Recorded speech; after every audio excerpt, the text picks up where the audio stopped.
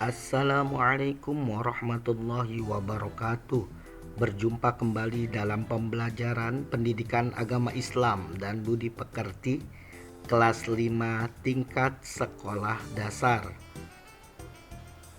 Materi kita pada kali ini masih mari mengenal Rasulullah. Submateri kisah keteladanan Nabi Muhammad SAW sebagai ulul azmi dan sikap terpuji Rasul ulul azmi. Adapun peta konsep pada materi kali ini sebagai berikut.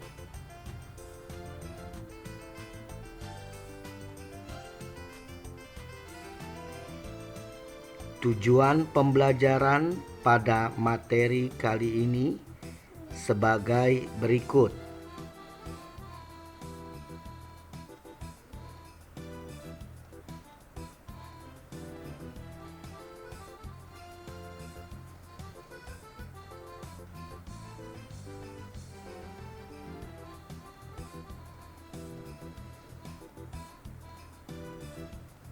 Marilah kita membaca doa terlebih dahulu dengan bersama mengucapkan Bismillahirrahmanirrahim.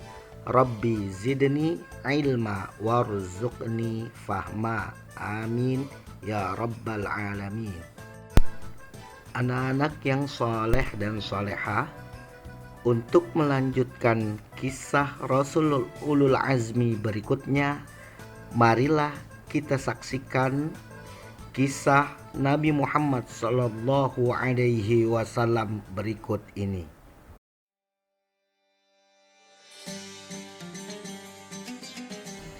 Nabi Muhammad Sallallahu Alaihi Wasallam terlahir yatim. Ayahnya Abdullah meninggal saat beliau dalam kandungan. Beliau dilahirkan oleh ibunya bernama Aminah pada tanggal 12 Rabiul Awal tahun Gajah.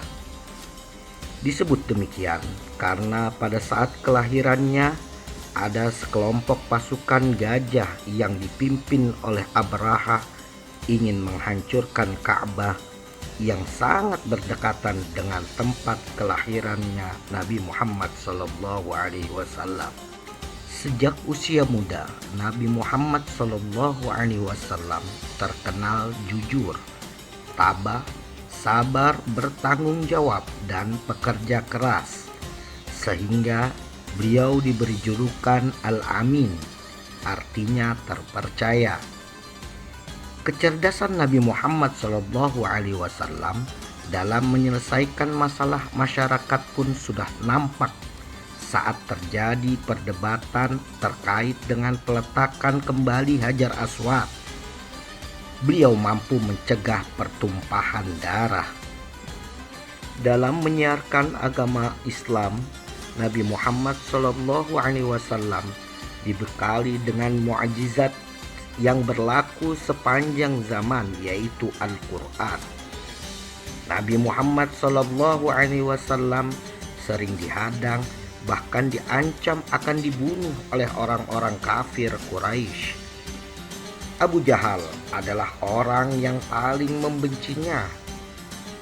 Pernah ketika Nabi Muhammad SAW sedang beribadah, Abu Jahal dan komplotannya datang sengaja mengotorinya dengan najis.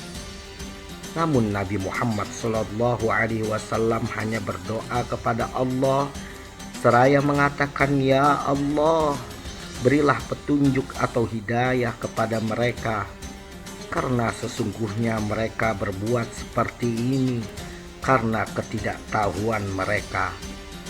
Doa ini berulang-ulang beliau baca.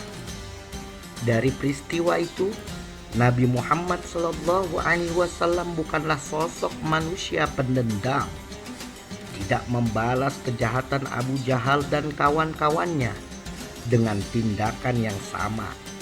Cukup menyerahkan persoalan hanya kepada Allah Subhanahu wa Ta'ala. Selain jujur dan pemaaf, Nabi Muhammad SAW sangat menyayangi anak yatim. Nabi pernah mengatakan, Barang siapa yang memelihara dan mengasuh anak yatim dengan sebaik-baiknya, kelak mereka akan masuk surga dan tempatnya berdekatan denganku, kata Rasulullah Shallallahu Alaihi Wasallam. Hal ini diisyaratkan Nabi dengan jari telunjuk dan jari tengah yang berdekatan dan tidak terhalang apapun. Begitulah kepedulian Nabi Muhammad Shallallahu Alaihi Wasallam kepada umatnya. Nabi Muhammad Shallallahu Alaihi Wasallam adalah Nabi dan Rasul penutup. Tidak ada lagi Nabi dan Rasul setelahnya. Karenanya Nabi Muhammad Shallallahu Alaihi Wasallam sering disebut dengan istilah Khatamul Anbiya wal Mursalin, yang artinya penutup atau penghabisan para nabi dan rasul. Nah, anak-anak sekalian, setelah kalian saksikan kisah keteladanan Nabi Muhammad, untuk selanjutnya sikap terpuji Rasul Ulul Azmi. Tahukah kamu apa yang dimaksud dengan sikap terpuji? Sikap terpuji adalah biasa disebut dengan akhlak mahmudah atau akhlak al-karimah. Selain memiliki sifat wajib, yaitu siddiq, yang artinya benar atau jujur, amanah, artinya dapat dipercaya, tabligh, artinya menyampaikan, dan fatona, artinya cerdas, Rasul Ulul Azmi lebih unggul dibanding dengan para nabi dan rasul lainnya. Rasul Ulul Azmi memiliki dua sikap terpuji berikut ini. Yang pertama adalah keteguhan iman dan pendirian. Dan yang kedua, kesabaran yang sangat luar biasa dalam berdakwah. Anak-anak yang soleh dan solehah, mari kita meneladani Rasul Ulul Azmi. Perhatikan ayat berikut ini. A'udzu billahi minasyaitonir rajim. Fasbir kama sabara ulul azmi minar rusul. Maka sabarlah engkau sebagaimana kesabaran rasul-rasul ulul azmi yang memiliki keteguhan hati. Quran surat Al-Ahqaf ayat 35. Nah, apa yang bisa kalian teladani? Yang pertama adalah teguh dan sabar dalam belajar. Teguh dan sabar dalam beribadah atau sholat. Berikutnya, teguh dan sabar dalam mengerjakan tugas-tugas sekolah. Berikutnya, tugas dan sabar dalam mematuhi orang tua.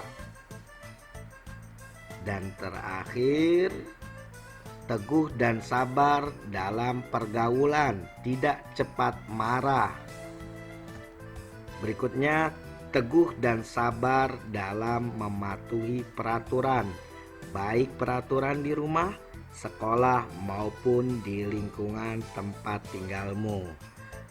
Nah, baik anak-anak sekalian, sekian materi kita pada kali ini. Terima kasih atas kerjasama kalian, dan saya akhiri dengan ucapan Assalamualaikum warahmatullahi wabarakatuh.